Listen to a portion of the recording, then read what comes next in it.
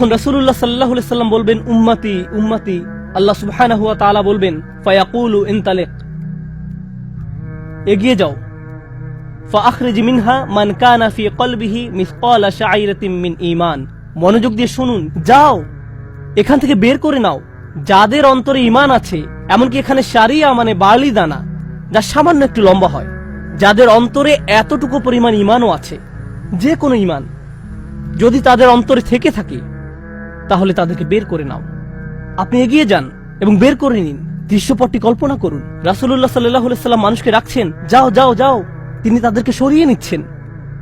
কিছু মানুষকে নিয়ে যাওয়ার পর ফেরেশতারা থামিয়ে দিলেন, কারণ কারো কারো ঈমান এর চেয়েও ছোট। সামান্য পরিমাণ ঈমান বলতে আসলে কি বোঝায়? কেউ একজন হারাম কোনো কাজে যুক্ত ছিল, সে ভয়ানক কিছু একটা করছিল, কাজটা করে ফেলার পর তার মনে অনুশোচনা জাগ্রত হলো, তার ভেতর থেকে কিছু একটা বলছে, এটা খারাপ কাজ, আমার এটা করা উচিত নয়, আল্লাহ আমাকে এটা সম্পর্কে জিজ্ঞাসা করবেন। তারপর কোনো একভাবে তার এই চিন্তাটাকে সে দমিয়ে দিল, থাক এখন চিন্তা করার দরকার নেই। কিন্তু পরবর্তীতে সে আল্লাহর কাছে দোয়া করে বলল, ইয়া আল্লাহ, আমি জানি না কিভাবে এই কুঅভ্যাস থেকে বাঁচবো, আমাকে এর থেকে মুক্তি দিন। আমি চাই না এটা আমার জীবনে আর ঘটুক, কিন্তু তবু আমি এটাতে আটকা পড়ে আছি। অতি ক্ষুদ্র ঈমান তার ভেতর থেকে চিৎকার করছে, অন্য কেউ এটা শুনতে পারছে না, তার অন্তর এটা শুনছে। আর আল্লাহ আজ্জা জাল্লা বলছেন, তারা যদি এতটুকু ঈমানও দেখাতে পারে, আপনি এগিয়ে যান, তাদেরকে বের করে নিয়ে আসুন। আপনি তাদেরকে বের করে নিয়ে আসুন।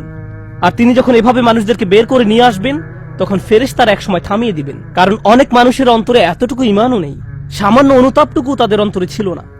থামিয়ে দিবেন, ফাআনতালিক ফাফআল, আমি গিয়ে এমনই করব, সুম্মা আউদ, তারপর আমি ফিরে আসব।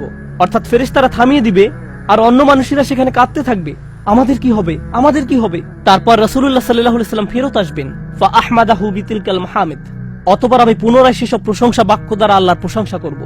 লক্ষ্য করুন, প্রথমবার তিনি প্রার্থনা করার জন্য অনুমতি চেয়েছিলেন, তাই না? দ্বিতীয়বারের বেলায় অনুমতির কোনো উল্লেখ নেই। লক্ষ্য করেছেন, তিনি আসলে সাথে সাথে আল্লাহর প্রশংসা করা শুরু করবেন।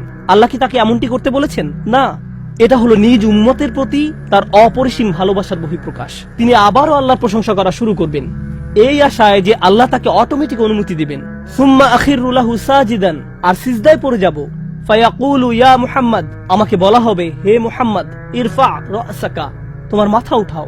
কুল ইউসমা লাকা, বলো তোমার কথা শোনা হবে। ওয়াসাল তুতা, চাও তোমাকে আবার দেওয়া হবে।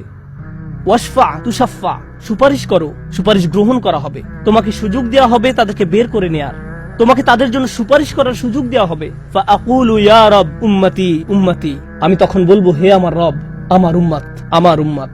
তিনি তো ইতোমধ্যে অল্প ঈমানের অধিকারীদেরকে বের করে নিয়েছেন। ফায়াকুলু ইনতালিক, এরপর আল্লাহ বলবেন, এগিয়ে যাও। ফাআখরিজ মিনহা মান কানা ফি কলবিহি মিসকালা যাররাতিন আও খারদালাতিন মিন ঈমান, তোমাকে সুযোগ দেওয়া হবে তাদেরকে বের করে নেয়ার, সুপারিশ গ্রহণ করা হবে। যাদের অন্তরে এক বিন্দু পরিমাণ ঈমান আছে, বালির দানা নয়, বালির দানা তো এতটুকু লম্বা, বরং বিন্দু পরিমাণ। খারদালা মানে সরিষার দানা, অতি ক্ষুদ্র বিন্দুর মতো। আর যখন আল্লাহ বলছেন এর ওজনের মতো, বর্তমানে আমাদের কাছে ডিজিটাল ওজন মাপার যন্ত্র আছে, আগের দিনে পাল্লা ছিল, তাই আপনি যখন এক মুষ্টি চাল এক পাল্লায় রাখতেন, সেটা হয়তো তেমন একটা ঝুঁকতো না। যদি একটু বেশি করে চাল রাখতেন, তখন একটু ঝুঁকতো। এখন ডিজিটাল ওজন মাপার যন্ত্র দিয়ে গ্রাম, কিলোগ্রাম মাপা হয়। এমনকি সামান্য কয়েক দানা রাখলেও যন্ত্রের স্ক্রিনে ভেসে উঠে 0.001 গ্রাম। এখন শুধু একটি চাল রেখে দেখুন, বা একটি সরিষার দানা রেখে দেখুন, স্ক্রিনে কিছু ভেসে উঠে কিনা? কিছুই হয় না, কিছুই হয় না। আর আল্লাহ বলছেন, আমি তোমার সুপারিশের কারণে, রাসূলুল্লাহ সাল্লাল্লাহু আলাইহি সাল্লামের দোয়ার কারণে এমন মানুষদেরকেও মুক্তি দিব যাদের ঈমান এমনকি এই দুনিয়ায়ও মাপা যায় না, এই দুনিয়ায়ও মাপা যায় না। প্রসঙ্গত, আপনি যদি একটি দানা খান, বুঝতে পারবেন যে কিছু খেয়েছেন? আপনি এমনকি বুঝতেও পারবেন না। এটা হলো এমন ধরনের ঈমান যার আছে, এটা সে নিজেও ভালোভাবে বুঝতে পারে না। এমনকি তারা নিজেরাও ঠিকমতো বুঝে উঠতে পারে না যে ঈমান আছে, আর অন্যরা কিভাবে বুঝবে? আর কেউ যদি একটি দানা আহার করে, এটা তাদের পুষ্টি সাধনে তেমন কোনো ভূমিকা রাখতে পারে না, এটা শরীরের জন্য যথেষ্ট পরিমাণের খাবার নয়। ঠিক তেমনি যার সরিষার দানা পরিমাণ ঈমান ছিল, সেই ঈমানও একটি ভালো জীবন অতিবাহিত করার জন্য তা যথেষ্ট ছিল না। কিন্তু তাদের অন্তরের কোনো এক জায়গায় একটি ঈমানের বাস ছিল। আল্লাহ বলছেন, তুমি এমন যাদেরকে পাও তাদেরকেও বের করে নিয়ে আসো। ফাআখরিজহু ফাআনতালিক, আমি যাব এবং তাই করব। আর এটা বিশাল এক জনগোষ্ঠী যারা আল্লাহর কাছ থেকে দূরে সরেছিল, তাদের ভেতরে একেবারে ক্ষুদ্র কিছু ঈমান ছিল। এরপর তো আর কিছু নেই মনে হচ্ছে, ঘটনা শেষ। কিন্তু রাসূলুল্লাহ সাল্লাল্লাহু আলাইহি সাল্লাম এখানেই থেমে যাননি। ফাআহমাদাহু বিতিলকাল মাহামিদ সুম্মা আখিরু লাহু সাজিদান। তিনি এখানেই থেমে যাননি, তিনি আবারও ফিরে যাবেন এবং আমি সেসব প্রশংসা বাক্য দিয়ে আল্লাহর প্রশংসা করব এবং আবারও সিজদায় পড়ে যাব। ফায়াকুলু ইয়া মুহাম্মদ ইরফা রাসাকা, আমাকে বলা হবে হে মুহাম্মদ মাথা উঠাও। ওয়াকুল ইসমা আলাকা, বলো তোমার কথা শোনা হবে। ওয়াসাল তুতা, চাও দেয়া হবে। আল্লাহ আজ্জা ওয়া জাল্লা সহজেই বলতে পারতেন তুমি তো ইতিমধ্যে চেয়েছো এবং তোমাকে দেয়া হয়েছে, কিন্তু তৃতীয়বারের মতো রাসূলুল্লাহ সাল্লাল্লাহু আলাইহি সাল্লামকে বলা হচ্ছে ওয়াশফা তুশাফা, এগিয়ে যাও, মানুষের জন্য সুপারিশ করো, গ্রহণ করা হবে, তোমাকে তাদের পক্ষে চাওয়ার সুযোগ দেওয়া হবে, আমি তোমাকে এটা দিচ্ছি। ফাআকুলু ইয়া রব উম্মতি উম্মতি, আমার উম্মাত আমার উম্মাত। এখন চলুন এখানে একটু থামি।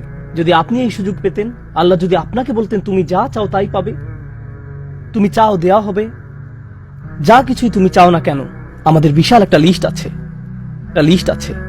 রাসূলুল্লাহ সাল্লাল্লাহু আলাইহি সাল্লামকে এই সুযোগ কয়বার দেয়া হয়েছে? 3 বার। কত মিলিয়ন মানুষকে ইতিমধ্যে রক্ষা করা হয়েছে। তৃতীয়বার তো তিনি নিজের জন্য কিছু চাইতে পারতেন। আমরা তো মানুষ, আল্লাহ যদি বলেন চাও আমি দিব, আর এই মানুষটি আল্লাহর সামনে দাঁড়িয়ে আছেন আর তাকে বলা হচ্ছে, কিন্তু তারপরেও তার জিহ্বায় উম্মাহ উম্মতি উম্মতি, তো আল্লাহ বলবেন ফায়াকুলু ইনতালিক, সামনে এগিয়ে যাও।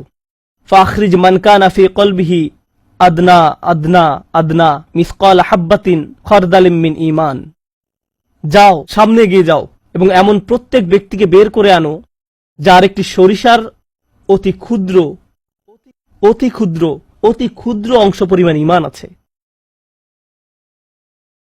এত ক্ষুদ্র বিন্দু যাকে আপনারা হয়তো মাইক্রোস্কোপিক বলবেন, যদি তাদের এক অ্যাটম বা এক সাব অ্যাটমিক কণার পরিমাণ ঈমান থাকে, এই পৃথিবীতে যা দেখা শোনা বা উপলব্ধি করা সম্ভব নয়, যদি তাদের গভীর অবচেতন মনের কোথাও কণা পরিমাণ ঈমান থাকে, যদি তাদের ততটুকু ঈমান থাকে, এগিয়ে যাও এবং তাদের বের করে নিয়ে আসো। যদি তাদের অন্তরে এতটুকু ঈমান থাকে, তো আল্লাহ রাসূলুল্লাহ সাল্লাল্লাহু আলাইহি সাল্লামকে বলবেন ফাআখরিজহু মিনান নার, তাদেরকে আগুন থেকে বের করে আনো। কথাটা মনোযোগ দিয়ে শুনুন, তাদেরকে কোথা থেকে বের করে আনো? আগুন থেকে। অর্থাৎ কিছু মানুষ ইতোমধ্যে জাহান্নামে পতিত হয়ে গেছে। অনেক মানুষ এই হাদিস পড়ে মনে করে আমরা জাহান্নাম থেকে মুক্তি পেয়ে যাব, আগুন আমাদের স্পর্শ করবে না। কিন্তু হাদিস এই কথা বলছে না। রাসূলুল্লাহ সাল্লাল্লাহু আলাইহি সাল্লাম আল্লাহর কাছে কাকুতি মিনতি করছেন, আর এই দিনটি হবে 50,000 বছর লম্বা। অনেক মানুষের বিচার ইতোমধ্যে হয়ে গেছে। আর আমি আপনাদেরকে সেই আগুন সম্পর্কে শুরুতে বলেছিলাম, আপনি যদি এর বাতাসের স্পর্শ পান 1 সেকেন্ডেরও কম সময়ের জন্য, আপনার মনে হবে এর চেয়ে ভয়ঙ্কর আর কোনো শাস্তি হতে পারে না। আর আল্লাহ রাসূল সাল্লাল্লাহু আলাইহি সাল্লাম সেই মানুষগুলোর জন্য আশা ছেড়ে দেননি, তাদের জন্য হতাশ হয়ে পড়েননি। প্রসঙ্গত তারা মুসলিম, তারা কিন্তু মুসলিম, কারণ রাসূল সাল্লাল্লাহু আলাইহি সাল্লাম কি বলছেন, তার মুখ থেকে কোন কথাগুলো উচ্চারিত হয়েছে? উম্মতি উম্মতি। আগুনের মানুষগুলো মুসলমান, ওই মানুষগুলো অমুসলিম নয়, মুসলিম। তো রাসূল সাল্লাল্লাহু আলাইহি সাল্লাম বলেন ফাআনতালিকু ফাআফআল, আমি যাব এবং সেটাই করব। প্রসঙ্গত রাসূলুল্লাহ সাল্লাল্লাহু আলাইহি সাল্লামের এই কথার সাথে হাদিসের সমাপ্তি হলো। আনাস